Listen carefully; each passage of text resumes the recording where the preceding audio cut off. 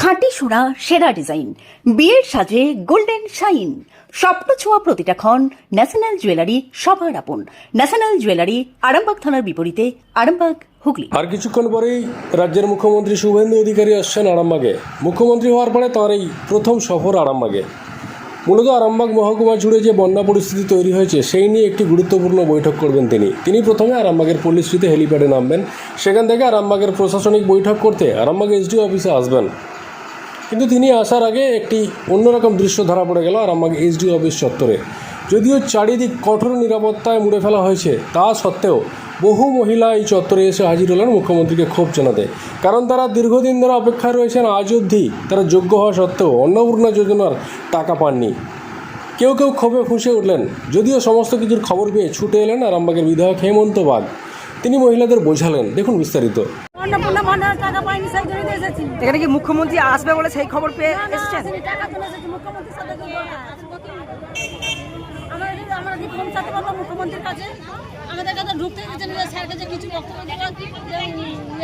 Form fill up করেছিলেন?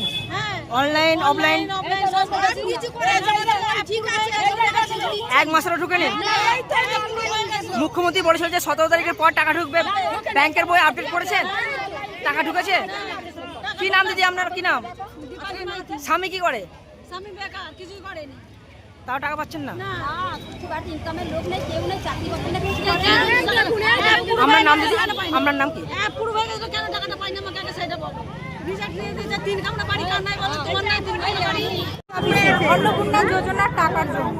কেন আজকেই কেন এসডিও অফিস? মুখ্যমন্ত্রী আসছে বলে? হ্যাঁ, মুখ্যমন্ত্রী আসছে বলে আমরা ওনার কাছে একটু গিয়ে কথা বলবো, কিন্তু সেই পর্যন্ত আমরা পেলাম না। সাধারণ মানুষ ঢুকতে দিচ্ছে না? দাঁড়িয়ে তো সেই জন্য আমাদেরকে এখন এমএলএ সাহেব এসেছিল, তেনার সঙ্গে কথা বললাম এবং আমাদের আইডি প্রুফগুলো তেনার হাতে জমা করলাম এবং তিনি আমাদেরকে আশ্বাস দিয়েছেন যে 21 তারিখের মধ্যে সবারই অ্যাকাউন্টে টাকা ঢুকবে। দেখা যাক কি হয়। কোথায় কি জানিয়েছিলেন এর আগে? মানে অনলাইনে ফিল আপ করেছিলেন? হ্যাঁ, অনলাইনে ফিল আপ করেছি। আমাদের আন্ডার এনকোয়ারি ছিল, কালকে পোর্টাল খুলেছিল, ওখানে চেক করেছিলাম, ফর ফার্দার ভেরিফিকেশন দেখাচ্ছিল। আপনার নাম? আমার নাম রনি দত্ত। চিকিৎসার ক্ষেত্রে সেরা স্বীকৃতি অর্জন করেছেন টেরেজা মেমোরিয়াল হসপিটাল। মানুষের পাশে, মানুষের সাথে। সম্পূর্ণ স্বাস্থ্যসাথী মান্যতাপ্রাপ্ত টেরেজা মেমোরিয়াল হসপিটাল, আরামবাগ ও বর্ধমান। পাচ্ছি না, মানে আমাকে দেখাচ্ছে যে অ্যাপ্রুভ, অথচ আমি আমার অ্যাকাউন্টে কোনো টাকা ট্রান্সফার হচ্ছে না। ঠিক আছে, আরও হচ্ছে আমি অনলাইন করতে পারছি না। এটাই আমার সব থেকে কষ্ট, যে আমি অনলাইন করতে পারছি না। আমি যখনই অনলাইন করতে যাচ্ছি তখনই বলছে যে আপনার আধার কার্ড দিয়ে সাবমিট করা হয়ে গেছে। একটা মানুষের তো একটাই আধার কার্ড হয়, সেটা তো আর দ্বিতীয়বার ইউজ করা যায় না। তাহলে এখানে ইউজ করা হয়ে গেছে, আমি আর অনলাইন করতে পারছি না। এটাই আমার আফসোস। আজকে এসডিও অফিস আসার কারণটা কি? মুখ্যমন্ত্রী এসে বলে? না, মুখ্যমন্ত্রী এসছে বলে জানাতেও এসেছি এবং আমি এখানে ক্লেম করতে এসেছি যে আমার হ্যাঁ।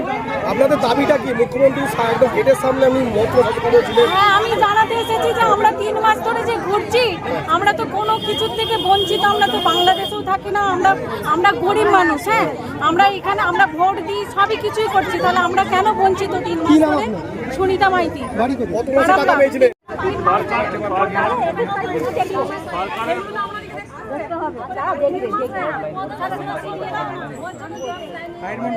অফলাইন যাদের আছে তাদের অ্যাপ্লিকেশন আইডি কোনো যদি থাকে ভালো, নাহলে তাদের আধার কার্ডগুলো আমার অফিসে জেরক্স করে দিলাম।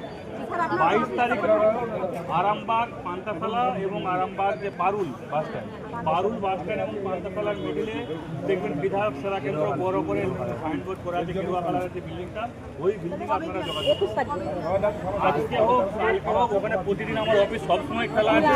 যখন খুঁজতে যাবেন, যারা এখানে অনলাইন অ্যাপ্লিকেশন করে নিয়ে আসছেন, তারা সেই পুলিশ অফিসারদের কাছে আপনাদের অ্যাপ্লিকেশন আইডি করে এখানে দিয়ে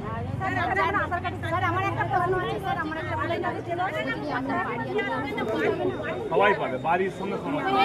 আরে আপনার সমস্যা আছে, আপনি পেপারটা দিয়ে দেন না, দায়িত্ব তো আমাদের। আপনাদের সমস্যা আছে, আপনাদের যারা অফলাইনে করেছেন তাদের আধার কার্ড দিয়ে যাবেন জেরক্স করে, যারা অনলাইনে করছে তাদের অনলাইন অ্যাপ্লিকেশন আজকে হোক কালকে হোক, যারা এখানে নিয়ে আসছেন এখানে দিয়ে যান। আর আপনাদেরকে দয়া করে বলছি, ছেলের উপর ভরসা রাখুন, ভাইয়ের উপর ভরসা রাখুন। 3 মাসের একটা সরকার, একটু আমাদেরকে কালকে দিন কেউ বাদ যাবে না।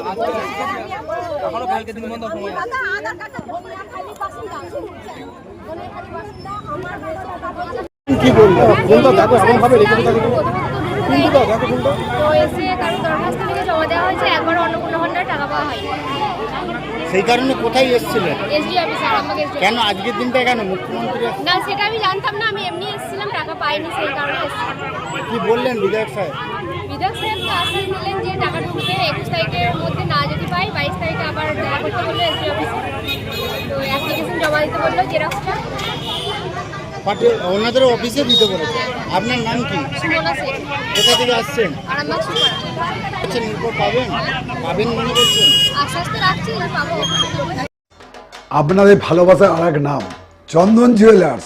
চন্দন জুয়েলার্স, আরামবাগ, সদরঘাট, হুগলি। যে অনেকে আমার পাশের বাড়ির দিদি 3000 পেয়ে গেছে, আমি পাইনি, একটা মন খারাপের বিষয় থাকে। ওদের একটু একটু সমস্যা আছে, বাড়ির কিছু সমস্যা থাকার জন্যে একটা রং ইনফরমেশন ওদের কাছে ছিল। আমরা ওদের ডাটাগুলো কালেক্ট করেছি এবং আমি ডিএমের সঙ্গে কথা বলে, আমাদের বিধায়কদের কথা বলে আমরা ওই নামগুলোকে আবার নতুন করে পাঠানো হচ্ছে। আগামী 2-3 দিনের মধ্যে ওগুলো ক্লিয়ার হয়ে যাবে।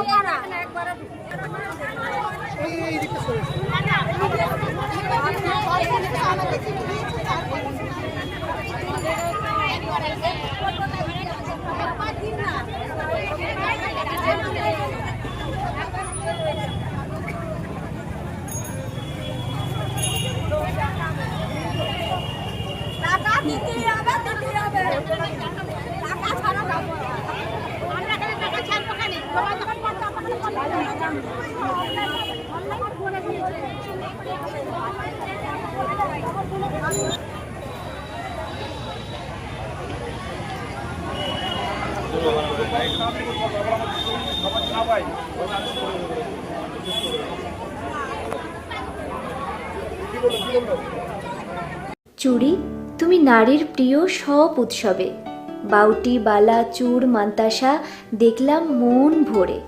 জনপ্রিয়তায় আজও সেরা মিনা করা ঝুমকা, কানে দিলাম কানপাশা, পূরণ হলো সব আশা।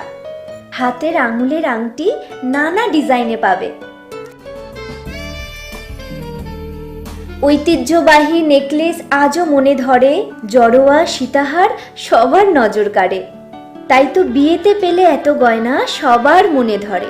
নতুন সম্পর্কের শুরুটা আজও সোনার মতো খাঁটি। যখন সেরা জিনিস, সেরা কালেকশন, সাথে ন্যায্য দাম, তবে উন্নতর কেন? অর্ধশত বছরের বিশ্বাস, আপনাদের ভালোবাসার আর এক নাম চন্দন জুয়েলার্স, আরামবাগ, সদরঘাট, হুগলি।